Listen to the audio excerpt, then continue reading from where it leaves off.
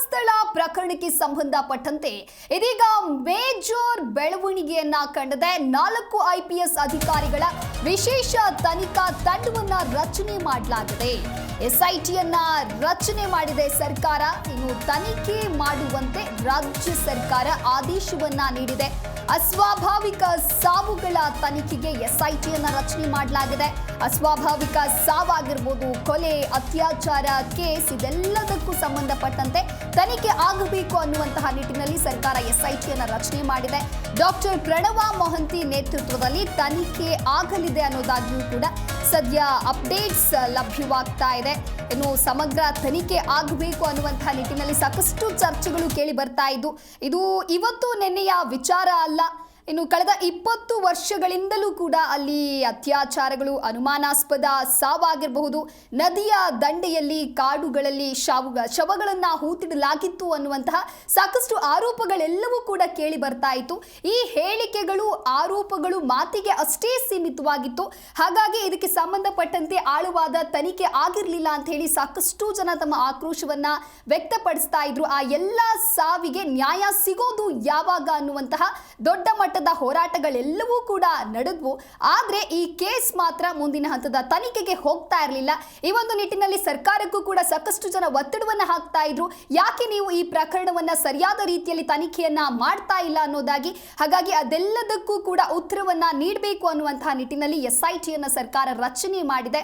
ಇನ್ನು ಆದೇಶವನ್ನ ಕೂಡ ನೀಡಿದೆ, ತನಿಖೆ ಆಗಬೇಕು ಅಂತ ಹೇಳಿ. ಹಾಗಾಗಿ ಡಾಕ್ಟರ್ ಪ್ರಣವ್ ಮೊಹಂತಿ ನೇತೃತ್ವದಲ್ಲಿ ತನಿಖೆ ನಡೆಯಲಿದೆ. ಸಮಾಧಿ ಹಿಂದಿನ ಸತ್ಯವನ್ನ ಹಾಗಾದ್ರೆ ಈ SIT ತಂಡ ತನಿಖೆಯ ಮೂಲಕವಾಗಿ ಬಯಲು ಮಾಡುತ್ತಾ ಹಾಗಾದ್ರೆ ಅನ್ನುವಂತ ಪ್ರಶ್ನೆಗಳು ಸದ್ಯ ಮೂಡ್ತಾ ಇದೆ. ಇನ್ನು SITಯಲ್ಲಿ ಪ್ರಣವ್ ಮೊಹಂತಿ ಮುಖ್ಯಸ್ಥರಾಗಿದ್ದಾರೆ. IPS ಅಧಿಕಾರಿಗಳಾದ MN ಅನುಚೇತ್, ಸೌಮ್ಯಲತಾ, ಜಿತೇಂದ್ರ ಕುಮಾರ್ ಸದಸ್ಯರಾಗಿ ಆಯ್ಕೆ ಆಗಿದ್ದಾರೆ ಅನ್ನೋದು ಕೂಡ ಗೊತ್ತಾಗ್ತಾ ಇದೆ. ಧರ್ಮಸ್ಥಳ ಸರಣಿ ಹತ್ಯೆ ಆರೋಪ ಪ್ರಕರಣಕ್ಕೆ ಸಂಬಂಧಪಟ್ಟಂತೆ ಮುಖ್ಯಮಂತ್ರಿ ಸಿದ್ದರಾಮಯ್ಯ SITಯನ್ನ ರಚಿಸಿ ತನಿಖೆಗೆ ಆದೇಶವನ್ನ ನೀಡಿದ್ದಾರೆ.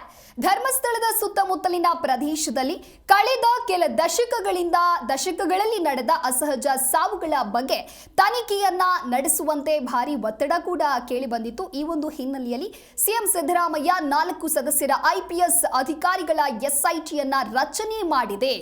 SITಯ ನೇತೃತ್ವವನ್ನ ಪ್ರಣವ್ ಮೊಹಂತಿ ವಹಿಸಿಕೊಂಡಿದ್ದಾರೆ. SIT ದಕ್ಷಿಣ ಕನ್ನಡ ಜಿಲ್ಲಾ ಪೊಲೀಸ್ ಕಚೇರಿಯಿಂದ ಕಾರ್ಯನಿರ್ವಹಿಸುತ್ತೆ ಮತ್ತು ಅಗತ್ಯ ಅಧಿಕಾರಿಗಳು ಹಾಗೆ ಸಿಬ್ಬಂದಿಯನ್ನ ಒದಗಿಸಲಾಗುತ್ತೆ ಅಂತ ಹೇಳಿಯೂ ಕೂಡ ಆದೇಶದಲ್ಲಿ ಸೇರಿಸಲಾಗಿದೆ.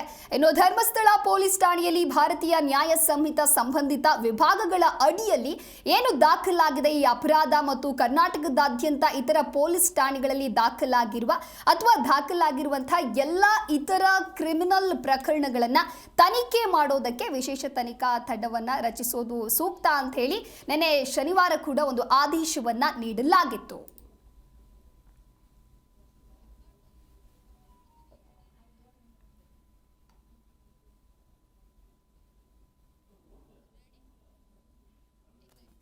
ಈ ಕುರಿತಂತೆ ಮತ್ತಷ್ಟು ಮಾಹಿತಿಯನ್ನ ನೀಡಲಿದ್ದಾರೆ ನಮ್ಮ ಪ್ರತಿನಿಧಿ ಜನಾರ್ದನ್ ಹೆಬ್ಬಾರ್ ಲೈವ್ ನಲ್ಲಿ ಜಾಯ್ನ್ ಆಗ್ತಾ ಇದ್ದಾರೆ.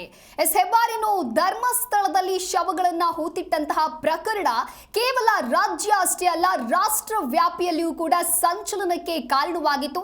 ಇನ್ನು ಸರ್ಕಾರ ಇದರಲ್ಲಿ ಸರಿಯಾದ ನಿಟ್ಟಿನಲ್ಲಿ ತನಿಖೆಯನ್ನ ಮಾಡ್ತಾ ಇಲ್ಲ ಅನ್ನುವಂತಹ ಒತ್ತಡಗಳು ಕೂಡ, ಆಗ್ರಹಗಳು ಕೇಳಿ ಬಂದಿತ್ತು. ಈ ಒಂದು ನಿಟ್ಟಿನಲ್ಲಿ ಸರ್ಕಾರ ಇದೀಗ ಮಹತ್ವದ ಆದೇಶವನ್ನ ಕೂಡ ನೀಡಿದೆ. ಅಂದ್ರೆ SITಯನ್ನ ರಚನೆ ಮಾಡಿದೆ, ಆದೇಶವನ್ನ ಕೂಡ ನೀಡಲಾಗಿದೆ. ಹಾಗಾಗಿ ಈ ಎಲ್ಲ ಅಸ್ವಾಭಾವಿಕ ಸಾವಾಗಿರ್ಬೋದು, ಕೊಲೆಯಾಗಿರ್ಬೋದು, ಅತ್ಯಾಚಾರ ಕೇಸ್ ಇದೆಲ್ಲದಕ್ಕೂ ಕೂಡ ನಿಖರವಾಗಿರ್ತಕ್ಕಂತಹ ಉತ್ತರ ಈ ಒಂದು ತನಿಖೆಯಿಂದ ಆಗಲಿದ್ಯಾ ಅಂತ ಹೇಳಿ ಹೆಬ್ಬಾರ್.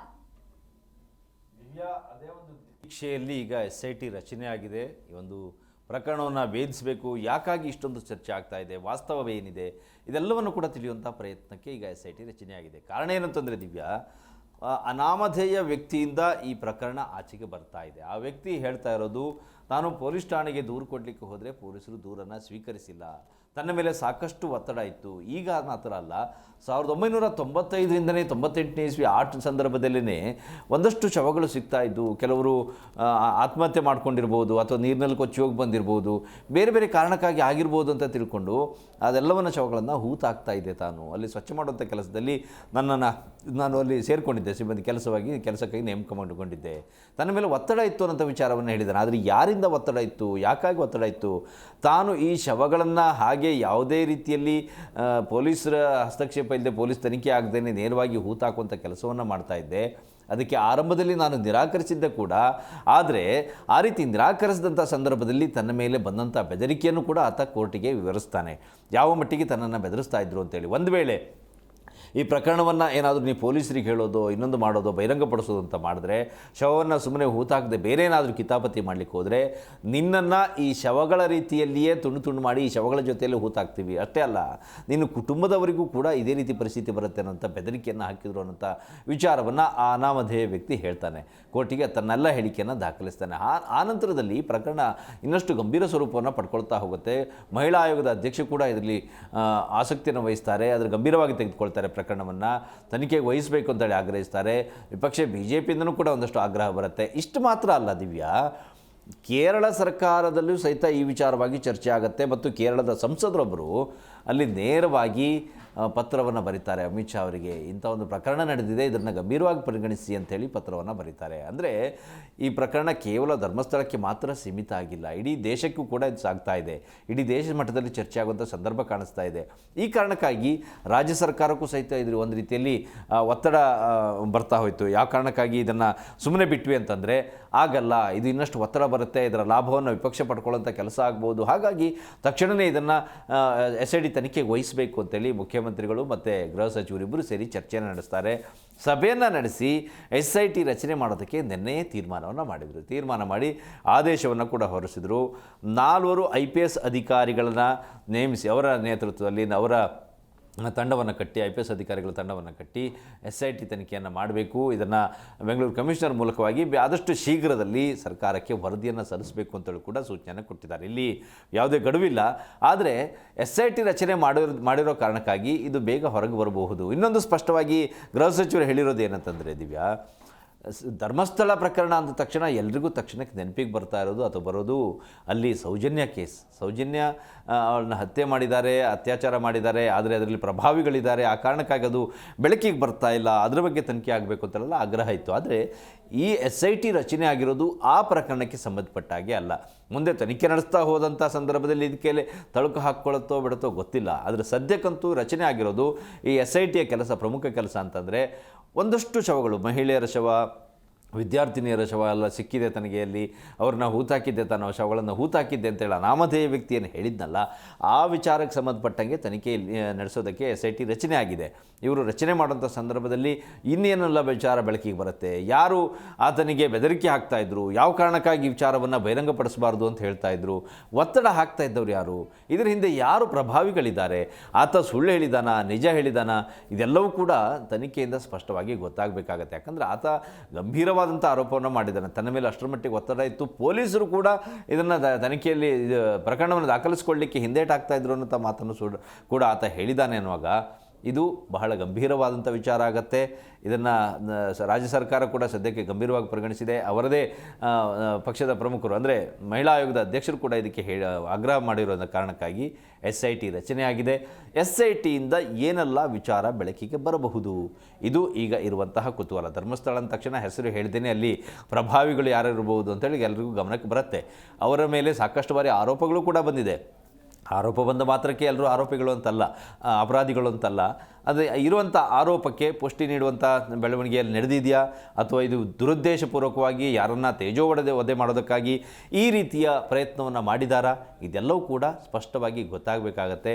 SIT ತನಿಖೆಯಿಂದ ವಾಸ್ತವಾಂಶ ಬೆಳಕಿಗೆ ಬರಬಹುದು ಅನ್ನೋಂಥ ಒಂದು ವಿಶ್ವಾಸ ಎಲ್ಲರಲ್ಲಿಯೂ ಇದೆ. ಒಂದು ವೇಳೆ ಇನ್ನಷ್ಟು ಅನುಮಾನಗಳಿದ್ದರೆ ಈ ಪ್ರಕರಣ ಇನ್ನೂ ಉನ್ನತ ಮಟ್ಟದ ತನಿಖೆಗೂ ಕೂಡ ಮುಂದಿನ ದಿನಗಳಲ್ಲಿ ಆಗ್ರಹಿಸುವಂತಹ ಸಾಧ್ಯತೆ ಕಾಣಿಸ್ತಾ ಇದೆ. ದಿವ್ಯಾ, ಕೇಸ್ ಆಗಿರೋದ್ರಿಂದ SIT ಇನ್ನು ಏನೇನೆಲ್ಲ ಚಾಲೆಂಜಸ್ನ ಫೇಸ್ ಮಾಡಬೇಕಾಗತ್ತೆ ಅಂತ ಹೇಳಿ. ಪ್ರೊಫೈಲ್ ಕೇಸ್ ಆಗಿಯೇ ಪರಿವರ್ತನೆ ಆಗುತ್ತೆ. ಹಳೆ ಪ್ರಕರಣ ಹೆಸರು ಇಲ್ಲದೇ ಅಲ್ಲಿ ಕೆಲವು ಪ್ರಭಾವಿಗಳನ್ನು ಒಂದು ಶಾಡೋಲ್ಲಿ ನಾವು ನೋಡ್ತೀವಿ. ಎಲ್ಲರೂ ಕೂಡ ಅದನ್ನು ಅದೇ ರೀತಿಯಲ್ಲಿ ನೋಡ್ತಾರೆ. ಎಷ್ಟು ಸತ್ಯ ಎಷ್ಟು ಸುಳ್ಳು ಗೊತ್ತಿಲ್ಲ. ಆದರೆ ಇಂತಹ ಪ್ರಕರಣ ಅಂತ ಬಂದಾಗ, ಒಂದು ಪ್ರಭಾವಿ ಸ್ಥಳ, ಪ್ರಭಾವಿ ಪ್ರದೇಶದಲ್ಲಿ ಇಂತಹ ಘಟನೆ ನಡೆದಿದೆ ಅಂತ ಬಂದಾಗ ಅಲ್ಲಿ ಯಾರೆಲ್ಲ ಇದ್ದಾರೆ ಪ್ರಮುಖರು, ಈ ರೀತಿಯ ಅನುಮಾನಗಳು ಬರುತ್ತೆ. ಹಾಗಾಗಿ SITಗೆ ಇಲ್ಲಿ ಬಹಳ ದೊಡ್ಡ ಸವಾಲು ಏನಂತಂದರೆ ಆ ಅನಾಮಧೇಯ ವ್ಯಕ್ತಿ ಯಾವ ಸಂದರ್ಭದವರೆಗೆ ಎಲ್ಲೆಲ್ಲಿ ಕೆಲಸ ಮಾಡಿದ್ದ, ಏನೇನು ಕೆಲಸ ಮಾಡ್ತಿದ್ದ, ಆತ ಶವ ಹೂತಿಟ್ಟಿರುವಂಥ ಜಾಗ ಯಾವುದು, ಹಳೆಯ ಇಂದು 10-20 ವರ್ಷದ ಹಿಂದಿನ ಪ್ರದೇಶ ಆತ ತೋರಿಸಿದ್ರಲ್ಲಿ ಸಾಕ್ಷಿಗಳು ಸಿಗಬಹುದಾ ಇಲ್ವಾ, ಇದೆಲ್ಲ ಒಂದು ಅನುಮಾನ ಇದ್ದೇ ಇರುತ್ತೆ. ಇತ್ತೀಚಿನವರೆಗೆ ಕೊನೆಯದಾಗಿ ಆತ ಎಲ್ಲಿ ಯಾರ ಶವಗಳನ್ನ ಹೂತಿದ್ದ ಇದನ್ನು ಅಲ್ಲಿ ತನಿಖೆಯನ್ನು ಮಾಡುವಂಥ ಸಾಧ್ಯತೆ ಇದೆ. ಹೂತಿಟ್ಟ ಶವಗಳನ್ನು ತೆಗೆದು ಅದನ್ನು ಕೂಡ ತನಿಖೆ ಮಾಡುವಂಥ ಸಾಧ್ಯತೆ ಇರುತ್ತೆ. ಅದನ್ನು ಟೆಸ್ಟಿಂಗ್ ಕಳಿಸ್ತಾರೆ, ಯಾವ ಕಾಲದ್ದು ಯಾರದ್ದು ಇದು ಏನು ಎಲ್ಲದನ್ನು ತಿಳಿಯುವಂಥ ಪ್ರಯತ್ನವನ್ನು ಕೂಡ ಮಾಡ್ತಾರೆ. ಮತ್ತು ಅಲ್ಲಿ ಆ ಭಾಗದಲ್ಲಿ ಯಾವೆಲ್ಲ ಮಿಸ್ಸಿಂಗ್ ಪ್ರಕರಣಗಳು ದಾಖಲಾಗಿದ್ದಾವೆ, ವಿದ್ಯಾರ್ಥಿನಿಯರು ಎಷ್ಟು ಜನ ಮಿಸ್ ಆಗಿದ್ದಾರೆ, ಓಡೋಗಿದ್ದಾರೆ ಅನ್ನೋಂಥ ಆರೋಪ ಇರ್ಬೋದು, ಅಥವಾ ಇನ್ಯಾವುದೋ ಕಾರಣಕ್ಕೆ ಮನೆ ಬಿಟ್ಟು ಹೋಗಿದ್ದಾರೆ ಅನ್ನೋಂಥ ಮಾತು, ಬಂದವರು ನಾಪತ್ತೆ ಆಗಿದ್ದಾರೆ, ಕಾಣೆಯಾಗಿ ಹೋಗಿದ್ದಾರೆ ಅನ್ನೋಂಥ ಆರೋಪ, ಈ ಥರ ದೂರುಗಳೆಲ್ಲ ದಾಖಲಾಗಿರ್ತವಲ್ಲ, ಅದೆಲ್ಲವನ್ನು ಕೂಡ ತೆಗೆದು ತನಿಖೆ ಮಾಡಬೇಕಂತ ಜವಾಬ್ದಾರಿ ಈಗ SIT ಮೇಲಿದೆ. ಇನ್ನು ಆತ ಏನಾದರೂ ಒಂದಷ್ಟು ಪ್ರಭಾವಿಗಳ ಹೆಸರುಗಳನ್ನು ಹೇಳ್ತಾ ಹೋದರೆ, ಈ ಪ್ರಕರಣದಲ್ಲಿ ಇಂಥವ್ರು ನನಗೆ ಒತ್ತಡ ಹಾಕಿದ್ರು ಅನ್ನೋಂಥ ಮಾತನ್ನು ಹೇಳ್ತಾ ಹೋದರೆ, ಆವಾಗ ಈ SITಗೆ ಒಂದಷ್ಟು ಚಾಲೆಂಜಿಂಗ್ ಸಂದರ್ಭ ಬರುತ್ತೆ. ಅವರು ಪ್ರಭಾವಿಯಾಗಿರ್ಬೋದು, ರಾಜ್ಯ ಸರ್ಕಾರದ ಜೊತೆ ಸಂಬಂಧ ಇರ್ಬೋದು, ಅಥವಾ ರಾಜ್ಯ ಸರ್ಕಾರದ ಜೊತೆ ಸಂಬಂಧ ಬೆಳೆಸುವಂತಹ ಪ್ರಯತ್ನದವ್ರು ಇರ್ಬೋದು, ಯಾವುದೇ ರೀತಿಯಲ್ಲೂ ಇನ್ನೊಂದಷ್ಟು ಪ್ರಭಾವವನ್ನು ಹೇರುವಂಥ ಪ್ರಯತ್ನದಲ್ಲಿರ್ಬೋದು, ಅಂಥವ್ರು ಯಾರ್ದಾದ್ರು ಹೆಸರು ಸೂಚನೆ ಕೇಳ್ತಾ ಬಂತು ಅಂತಂದರೆ, ಆವಾಗ ಇದನ್ನು ತನಿಖೆ ಮಾಡುವಂಥ ಸಂದರ್ಭದಲ್ಲಿ ಒಂದಷ್ಟು ಸವಾಲುಗಳು ಈ ಪೊಲೀಸ್ ಟೀಮಿಗೆ, SIT ಟೀಮಿಗೆ ಎದುರಾಗುವಂಥ ಸಾಧ್ಯತೆ ಇದೆ. ಅದೆಲ್ಲವನ್ನು ಕೂಡ ಭೇದಿಸಿ ತನಿಖೆಯನ್ನು ಸೂಕ್ತವಾಗಿ ಸಮರ್ಥವಾಗಿ ಇವರು ಮಾಡಬಹುದು ಅನ್ನೋ ಕಾರಣಕ್ಕಾಗಿಯೇ 4 ಸಮರ್ಥ IPS ಅಧಿಕಾರಿಗಳನ್ನು ಇದಕ್ಕೆ ನೇಮಿಸಲಾಗಿದೆ. ದಿವ್ಯಾ, ಓಕೆ, ಥ್ಯಾಂಕ್ ಯು ಮಾಹಿತಿಗಾಗಿ.